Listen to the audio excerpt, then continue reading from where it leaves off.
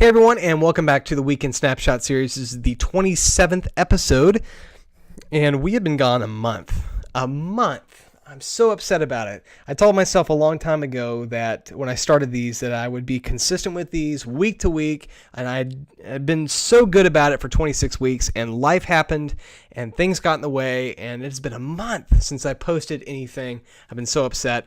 But we are back, guys. We are back with a renewed focus, a renewed energy, and a lot of awesome things coming your way starting this week, but we'll get there later on. First, I want to talk about the two projects I've been working on this month that have kept me so busy.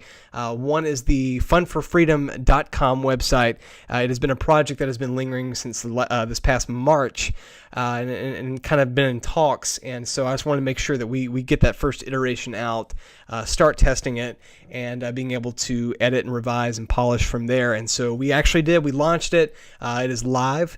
And it's the first iteration. There's a lot of things to polish. There's a lot of things to correct on it, but I feel like it was at a good point to launch. If you're not familiar with the Fun for Freedom community, just in a nutshell, they're a group of gamers who donate a specific amount of proceeds that they receive from their live streams or events that they put on. They donate to charities. They have this whole charity month thing where each month they donate to a specific charity. They're also affiliated with the Zeldathon Marathon, which is a 5-day marathon of Zelda games, which is my favorite video game franchise of all time. And I love that whole experience. But this past one that they did, they raised about $55,000 for a charity.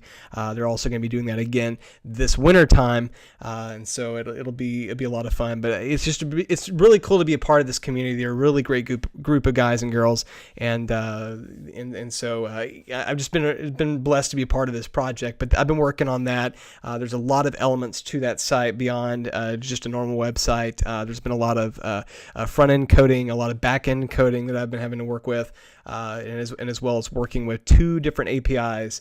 And so it's been a really big project, but I'm glad we got it to a point where we feel comfortable launching it, and it only gets better from here, right?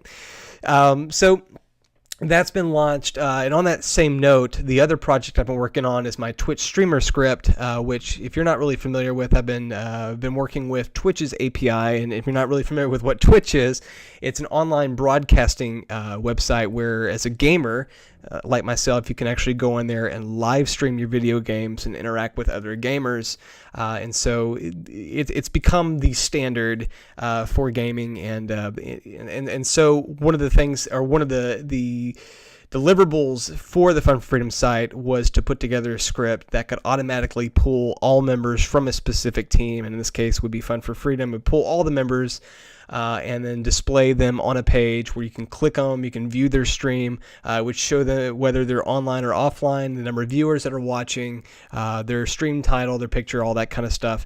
And so I've been working with that API, working with that script, and that's actually a free script that I'm giving out.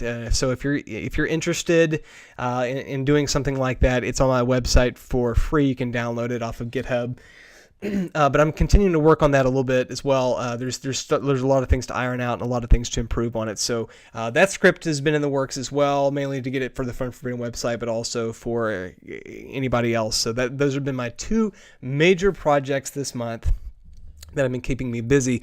Also, this past month, a really big thing to note is that I attended a conference. It is the UX Strat conference, the User Experience Strategy conference, and it was put on by Paul Bryan, and their opening speaker was Nathan Shedroff. If you've ever heard of both of their names, they're really big in this field.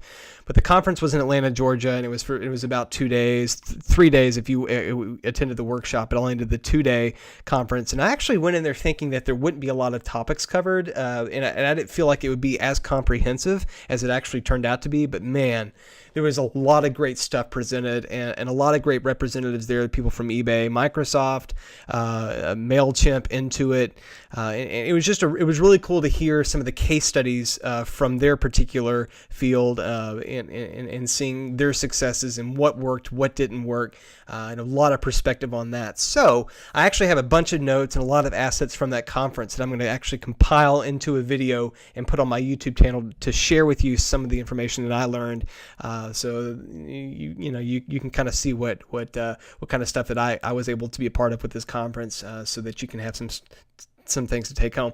So this is that'll be coming to the channel late down the road, and I'll definitely keep you informed about that. But that'll be a really cool video that I'll be putting on there. But the whole conference was excellent. This was the first conference that they have ever put on. They're looking to go to London, kind of make it a worldwide endeavor, and then next year they'll be back in the United States. So be looking for that and looking for a chance to go to that. I would highly recommend it. But again, video coming, gonna show you some of the information that I found out. You'll be blown away as well, like I was. That's about it. What's on the channel coming this week? Well, now that we're back in the saddle, going full swing again, we actually sat down today and had the part 1 recorded of the WordPress and SEO series that I'm doing with my buddy Alex Rasmussen, who is an internet marketer here in town, one of the best, I would say, not just a friend, but I really trust his opinion, and he has really great insight as to SEO, how it works with WordPress and that kind of thing. So if you're a WordPress developer or you use a WordPress website, this would be something to listen to. There's a bit for everybody, from the beginner to even to the advanced. We've covered it all. But part 1's coming out this week, probably this weekend. I just had to get the video and everything ready, but be looking for that. There's 3 parts to that, so this will be part 1. Also, we have the weekend snapshot that will be coming next Friday. We'll be back on track with that. I don't know if I'm going to be doing it live, face-to-face. I'm still working through a few things with green screen, and I just want it to be perfect, and I don't want to look weird on the video or scare people. So we'll test it out before I actually do it. And then the last thing, guys, I promise I'll stop talking so we can actually get into the goods, is that I'm live streaming now, and I put up a brand new project that I'm working on called Let's Code. And it's taken from the idea of Let's Play, which is something else I'm doing as a gamer, being able to play through games and walking through things with people. But the Let's Code is basically me taking a website from start to finish, and I'm kind of live streaming this on Justin.tv.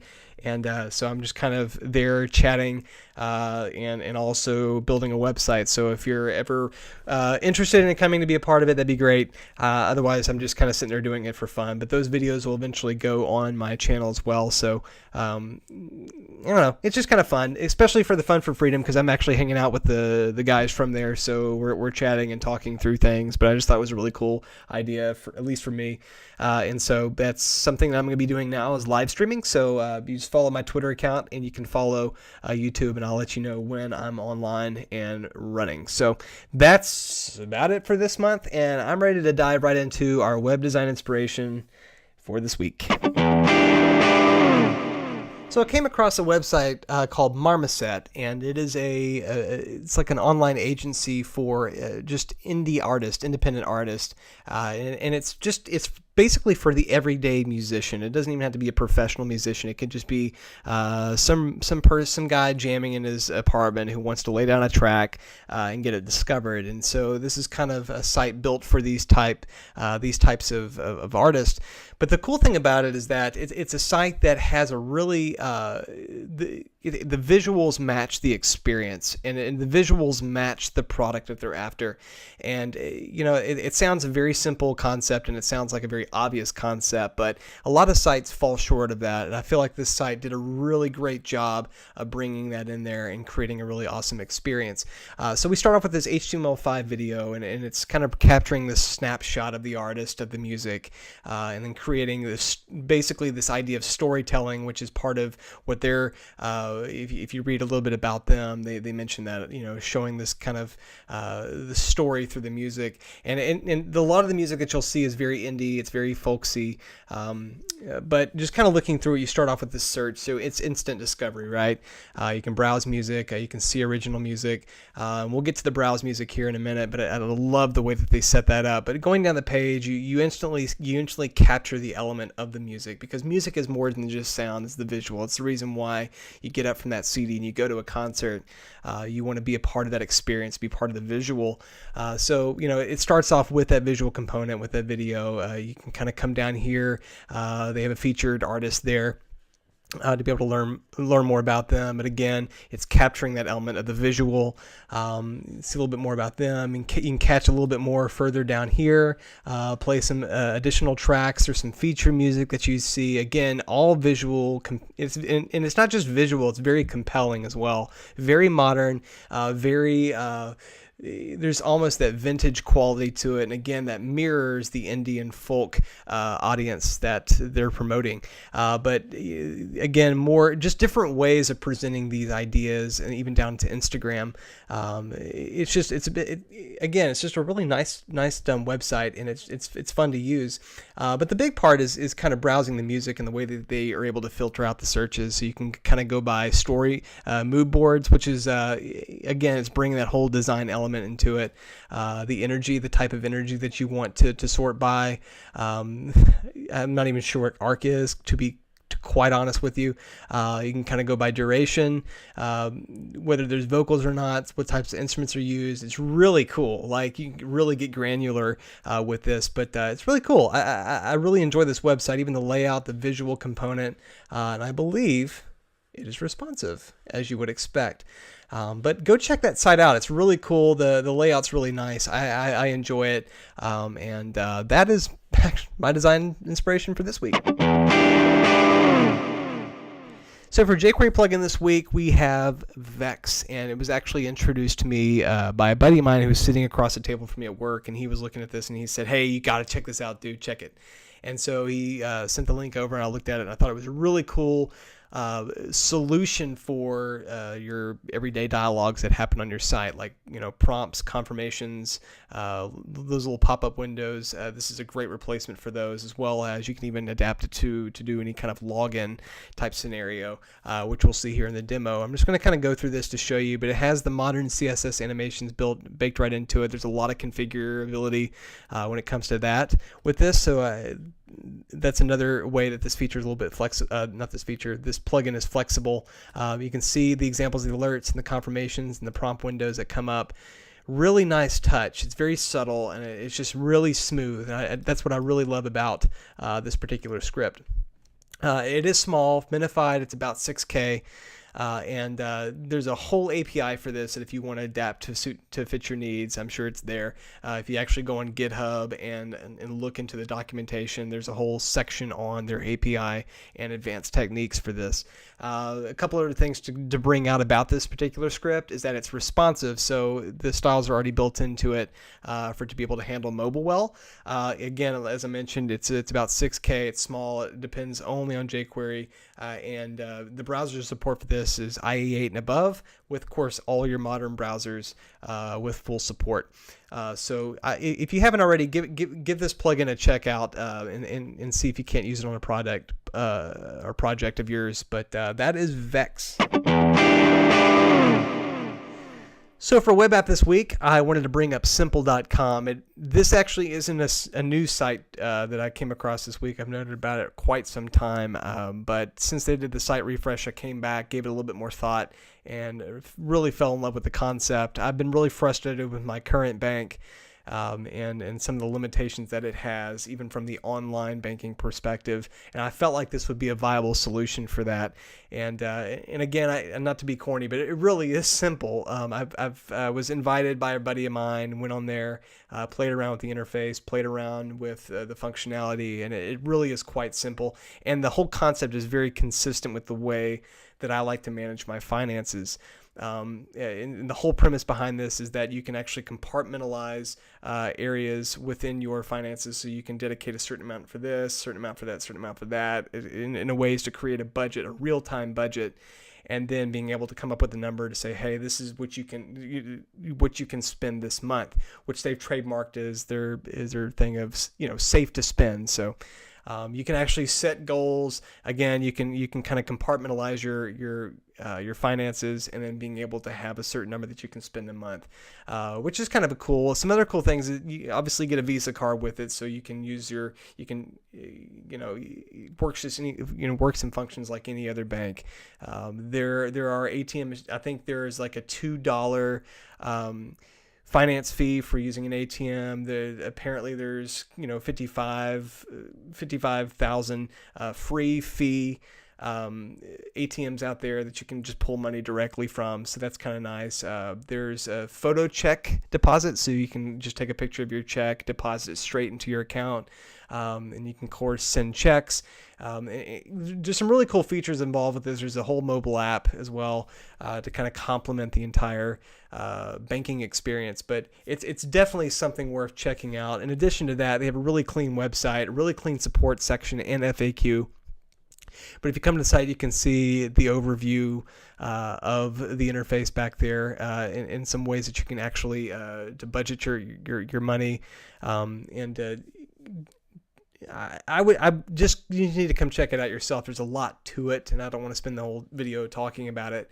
But it is invite only. I do have 10 invites left, so if you do want to check this out yourself, be sure to hit me up. I'd be more than willing to send you the invite. But that's simple.com. Check out the website. Hit me up if you want to take a look at it further. But that's our web app for the week. Last but not least is our freebie of the week, and it is the Flat UI kit. And if you're not a flat designer, you're probably hating me right now. But I felt like this was something to bring up because not only do you get a PSD, but you also get the HTML and CSS files for these. So I felt like it was a really good resource. But it has pretty much your basic stuff set up with it. You've got your whole typography laid out for you. It is using Google Fonts, the Roboto. I believe that's how you say that. But it has your typography set up, your standard buttons, small and large. You have icon buttons that are there. The button groups, little tab sets here. You have inputs, drop downs, checkboxes, radio buttons, switches, menu. There's your little drop down alerts. You got styled tables, samples of different types of forms for there. And again, some other different samples that you have. Again, it's obviously a freebie. I wouldn't put it up here if it wasn't free. And you can go download that yourself. The link is in the description below. But that is the Flat UI kit. All right, my random opinion this week, actually it's opinions, is that Dunkin' Donuts is better than Krispy Kreme. And glazed donuts are much better than cake donuts. And that comes from me eating 5 donuts last Friday morning from Dunkin' Donuts. I have no self-control whatsoever. Happy developing, guys.